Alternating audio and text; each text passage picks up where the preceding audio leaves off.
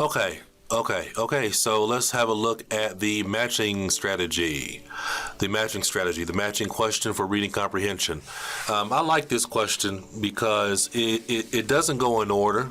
Okay, and normally questions that don't go in order are more difficult to do. But when we're looking at a matching question, it doesn't go in order, but the question is fairly easy to understand and easy to do because it shouldn't be too much of a challenge to locate the specific information in the reading passage. So when we're looking at a matching question, this is what it looks like. And sometimes one of the first things that you'll notice with a matching question is that it's unbalanced. And what I mean by unbalanced is that you have more questions here than you have possible answer choices. So this means that somebody's name is going to be used twice. Here we have 5 questions, 4 names. One person's name is going to be used twice. That probably means that that person's name is going to appear more than once because they're not going to use the same sentence for 2 questions. Okay, that's not going to happen. The matching question, you're going to have to look at a list of names or categories or countries or something like that, or some other type of proper noun, and connect that name to 1 or 2 of the possible questions or answer choices. All right. Probably I would say with the matching question, the most difficult thing for most students to be able to handle is the synonym language, because what you have to be able to do is you have to be able to find the person's name, read what the person said, and then pick which one of the questions has that exact same information. Okay, but using synonyms, same meaning, but using different words. So handling the synonyms is really a challenge for this question, but it's an English test. Okay, it's an English test. All right. I would always do the matching question if it appears in my set of questions for a reading passage, because the matching question is easy to do the first part of the test. If you remember in the very beginning of reading comprehension, I explained to you that there are 2 parts you have to do. The first thing you have to be able to handle is finding the information, and after you can find it, the second part is understanding it, or interpreting it. So the first part for a matching question is actually pretty straightforward, finding the information. So I love doing this question. I think it's a good one to do. In terms of the steps for strategy, you want to quickly look at the words in the box, and then I would suggest you quickly go to the passage and circle where you see each word or name. Some will appear more than once. Some names will appear 2 times or 3 times. All right, then you want to quickly look at the possible answer choices and underline the keywords in each answer choice quickly also. My recommendation for students is that you do the names or nouns that appear once in the passage first. These will be very fast to answer. Okay, so what you want to do is you want to go and you want to read the sentence where you see the name or the noun, and then quickly go to that answer choice and locate the one that has the matching synonym language. So the strategy is very straightforward when you're talking about doing this particular kind of question. All right, so normally I recommend that students do the questions that go in order first, and then do the questions that don't go in order. However, with a matching question, if you wanted to, you can do this one first because it's actually pretty easy to do. All right? Pretty easy to do. Okay, and so thanks a lot, and let's now go do some practice for our matching question. Thanks a lot, and talk to you soon. Okay, everyone, so let's go ahead and go through with how to do a matching question. And we're looking at reading passage 1. This is from the Cambridge book number 8, which again is one of the books that I teach from when I teach my classes. And it's one of the books that I'm using to teach this online class to you. I encourage you to go out and get the book because you can't get the book from this course. You have to go out and get the book on your own. And I encourage you to go get it because it's very good, they are the best books to use, so that's what I recommend. All right. So we're doing a matching question. As I told you earlier, with a matching question, what you have to do with a matching question is you have to look at the words in a box and then pick which one of the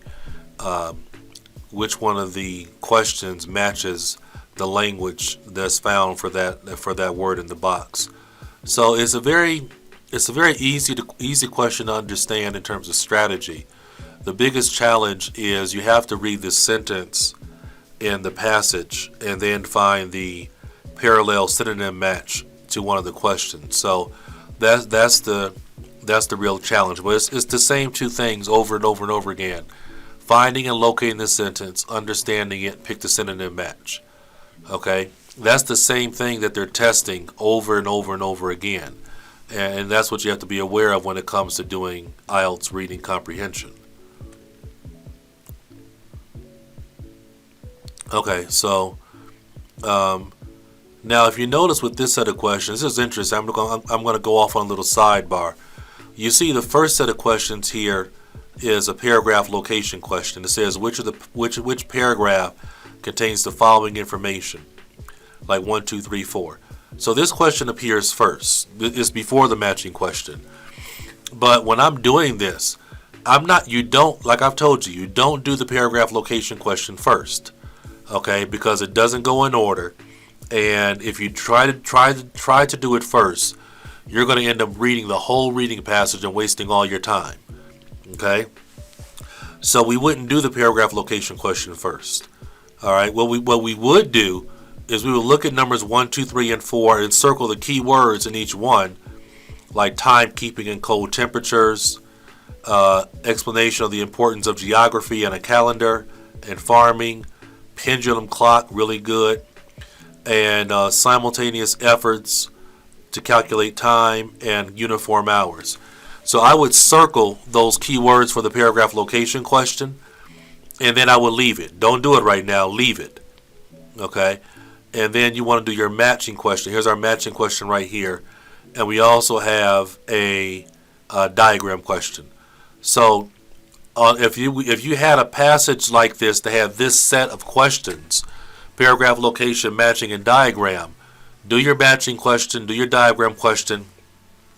As you're doing your matching and your diagram question, look out for those keywords from the questions for the paragraph location, because then it's going to make it much easier to come back and do that question. Much easier to come back and do that question.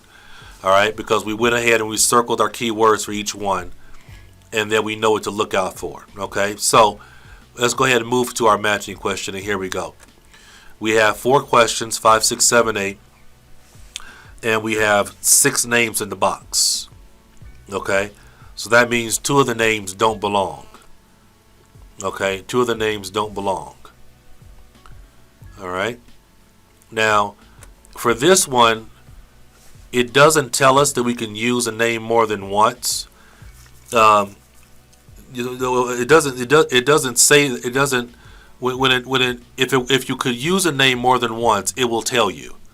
Okay, that's the answer to that question. So, if you could use Babylonians twice, if you could use a twice, you would see in the instructions up here. It would say, you may use a letter more than once. It would say it. Okay. So because it doesn't say that, okay, the rule is you can't use a name more than once. All right, understand? For you to use a letter more than once, it has to explicitly say you have permission and the ability to do so. All right, that's what that means, and that's how we have to interpret that. Okay. All right, so. All right, so we have our names here: Babylonians, Egyptians. So what we have to do, go find Babylonians, read the sentence where we see Babylonians, and then see if the information in the sentence where we see Babylonians is a match for 5, 6, 7, or 8. And the good thing is these words in the box are going to be easy to find. Proper nouns, easy to find. Okay, here's Babylonians right here. And actually, as I'm scanning down, we see Egyptians right here. Okay? Alright, so here's Babylonians right here. So let's read this sentence. Do a quick check to see if I see we have Egyptians twice. There's Greeks, there's Romans.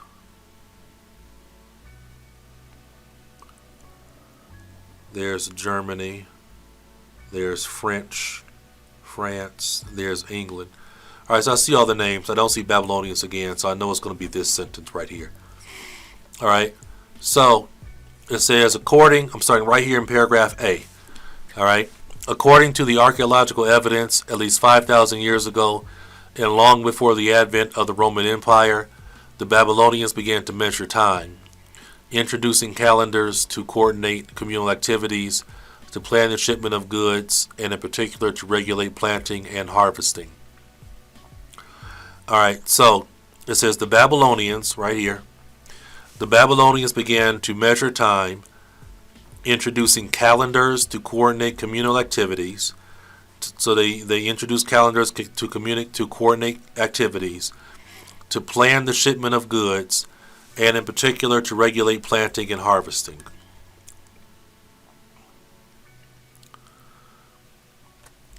Alright, so let's look and see if that's a match for anything.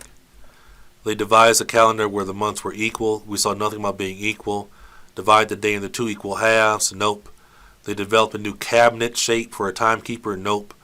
They created a calendar to organize public events and work schedules. Okay, that's a match. Okay, that's a match. To coordinate communal activities, that's synonym for organizing public events. And then when it talked about regulating planting and harvesting, that's the same thing as having a calendar for work schedules. So number 8, for number 8, we know that the answer is A. So on our answer sheet, we would put A as our answer for number 8. All right. So now let's go and look and see what it says for Egyptians.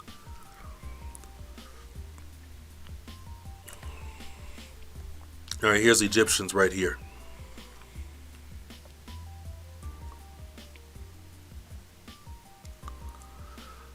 All right, so the Egyptians had formulated, here in paragraph C, first sentence. Paragraph C, first sentence. The Egyptians had formulated a municipal calendar having 12 months of 30 days, with 5 days added to the approximate solar year. So they had 12 months of 30 days. Now, if we look at the other sentence with the Egyptians, it says the cosmic significance the Egyptians placed in the 12 deacons led them to develop a system in which each interval of darkness was divided into a dozen equal parts. All right, so 12 months, 30 days. So they divided it into equal parts. And we can see that that is a match for, because we saw it earlier, they devised a civil calendar in which the months were equal in length. All right, so for number 5 on our answer sheet, we would put A. For number 5 for our answer sheet, we will put B for Egyptians. All right, now keep in mind for reading comprehension, you have to put your answers on the answer sheet right away. Okay? You have to put your answers on the answer sheet right away, because at the end of reading, it's over. It's not like listening where they give you time. They give you time afterwards to be able to mark your answers. Okay? So mark your answers right away. All right, let's look at for Greeks.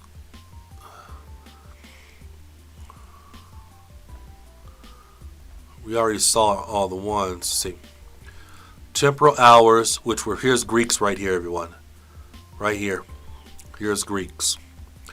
Temporal hours, which were first adopted by the Greeks and then the Romans, who disseminated them through Europe, remained in use for more than 2,500 years.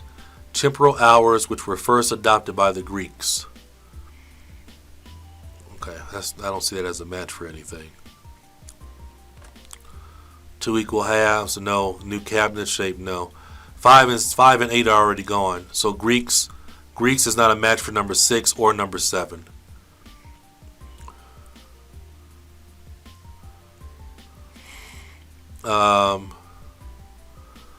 For the Germans, it says Italian hours begin at sunset, Babylonian hours at sunrise, astronomical hours at midday, and great clock hours used for some large public clocks in Germany at midnight. No match for anything. Eventually these were superseded by small clock or French hours, which split the day into two 12-hour periods. Alright, so the French split the day into two 12-hour periods. I think that's a match. Yeah, that's a match for number 6. They divide the day into two equal halves. So Germany doesn't match anything, but the French, the correct answer for number 7 is F. I'm sorry, the correct answer for number 6 is F. And then number 7, we know it's going to be English because we've seen everybody else. Develop a new cabinet shape. And right here we see England, so we're talking about the English. Alright, the earliest recorded weight-driven mechanical clock was built in 1283. The revolutionary aspect of this new timekeeper was neither the descending weight that provided the motor for force nor the gear wheels. So it's talking about building a clock with the English. So we know that the correct match for number 7 is English, which is D. Alright, so now a couple of things that I'll mention right now. Even though we finished the matching question, we can see for the paragraph location question, we can actually see some of the answers right now. We know, because this question is asking which paragraph do you see this information. So by doing the matching question first, we can see that for number 3 with the pendulum clock, we just read that. Alright, the pendulum clock, that was mentioned right here in paragraph G.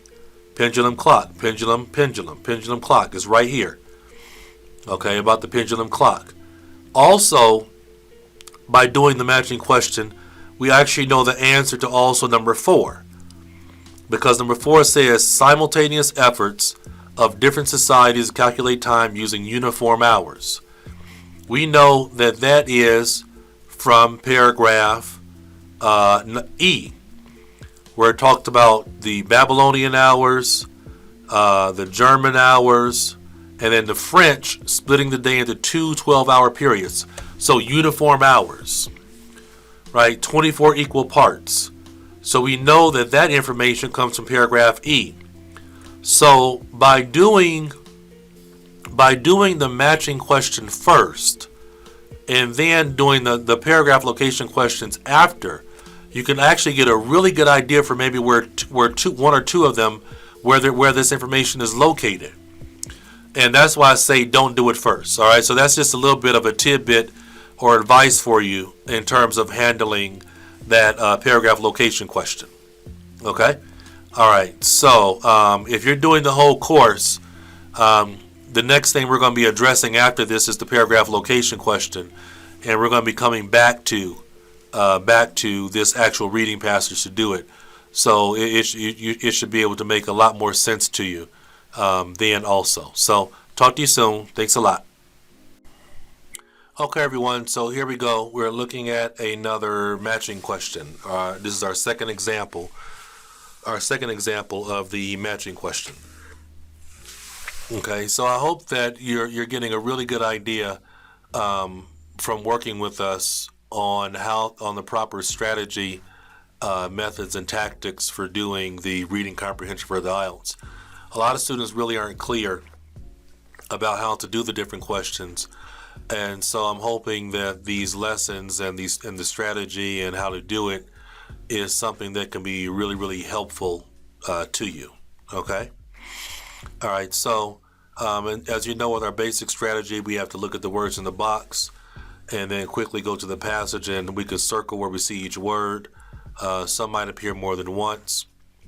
The second thing you can do is to look at the possible answer choices and underline keywords, which might help you to be able to choose an answer much faster. I think it's very important in terms of step 3 to do your names or nouns that appear once in the passage first, because they'll be faster to answer. And the key thing you have to do is read the sentence where you see the word in the box. Read the sentence where you see the word in the box, and then pick which one of the questions has the matching language. Right? It's all about your ability to match and pick synonym language, and that's what we're doing here. Okay? So the better you're able to do that, the more successful you're going to be when doing it. When doing these types of questions. This one is coming from the Cambridge Official Practice Test 8. This is from test number 7, and it's reading passage 2. And it's the one that's dealing with, let's see, fatal attraction. All right, fatal attraction. You know, one good thing that I find when you guys are going to be studying for the IELTS exam for reading comprehension, you're actually going to become a lot smarter, because they have reading passage topics about so many different things. So one benefit from doing the IELTS exam is that you're going to get a lot more just general knowledge about a lot of different topics that you probably wouldn't normally read about. As you know, we don't have to read the passage first. We don't have to read the topics or topic sentences or scan through or anything like that. Sorry, skim or scan through the passage. We go directly to the question. For a matching question, it's going to be easy. For this one, let's see, it starts off, you know, we have a fill the blank question. And if you're doing the exam, you can start with the fill the blank question first. But again, if you have a matching question, it might be good maybe sometimes to start with your matching question also, just because those words in the box are most of the time going to be some type of proper noun, and they're going to be easy to find. They're going to be much easier to find, much easier to find. Sometimes I've seen this actually on some of the older tests, where they actually have it reversed, where like these words in the box are actually the questions. Like number 19 would say Venus flytrap, number 20 would say bladderwort, and number 21 would say Drosera sundew. And then they have the sentences inside the box. So I've seen it reverse. It's very rare that it happens that way, but I've seen it happen that way where they have it reversed. But the strategy doesn't change. Instead of, you would still look at those proper nouns and find them and read them and then find the match. So don't worry about if they have it switched the other way around in terms of the style. Okay. Sometimes they like to switch the style around to mess with you or give you something that maybe you haven't looked at before. But this one is going to be really straightforward, because you know we can find these words in the box really easy. As you see, we have 4 questions. We have five things in the box. So one of them is definitely not going to be used. We can only use each letter once. The reason why is there are no directions. For you to be able to use a letter more than once, you have to have directions that say you can use a letter more than once. All right, so always be aware of that. If you can use a letter more than once, there will be directions that say you can use a letter more than once. So it's very important to be aware of that, so that you don't make simple mistakes and get things wrong, okay? Now, let's go ahead and find, all right, number 19 says something about digesting insects and creatures. Number 20 says something about a slippery substance. I would circle these as keywords. 21 says something about creating an empty space and insects being sucked. Those are my keywords. And 22 is going to be something about a sticky substance. So I would circle those keywords in the questions, because then when I read the sentences for these different words in the box, it might make it easier for me to answer it faster. Okay? You get it? All right, let's go find Venus flytrap.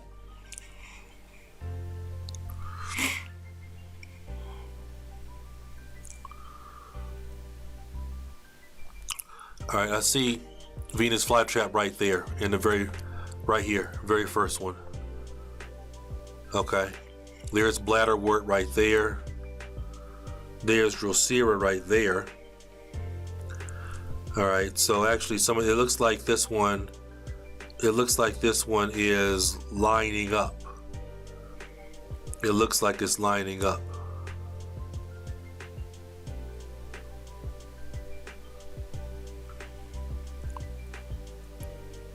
Yep.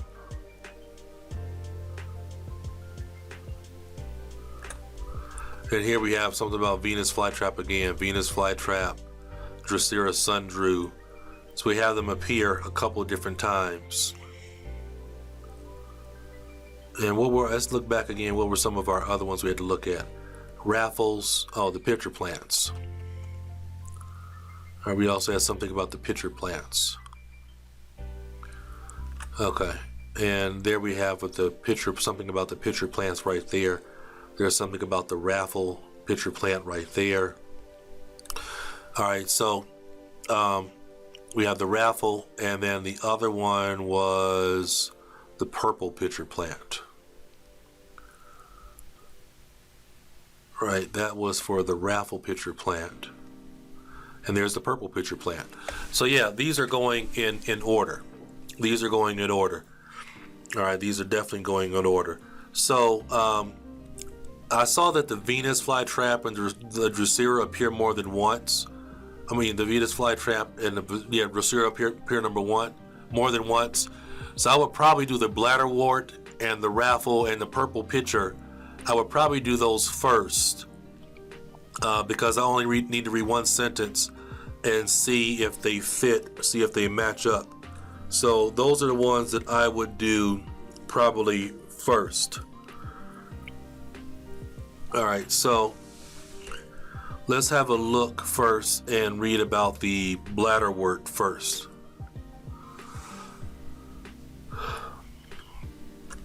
The bladderwort has an equally sophisticated way, excuse me. The bladderwort has, I'm in paragraph B, everybody.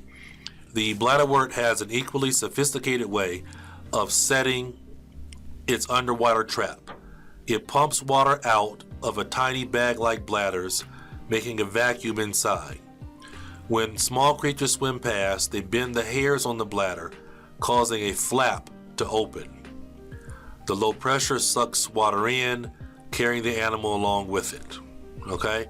So it says some kind of trap using water where it uses pressure to suck the animal in. Okay? So let's see if that is a match for any of our answer choices. All right. It uses other creatures to help it digest. Nope. Nothing about that. Slippery substance. Nope. Here it is right here, 21. It creates an empty space into which insects are sucked. Yep.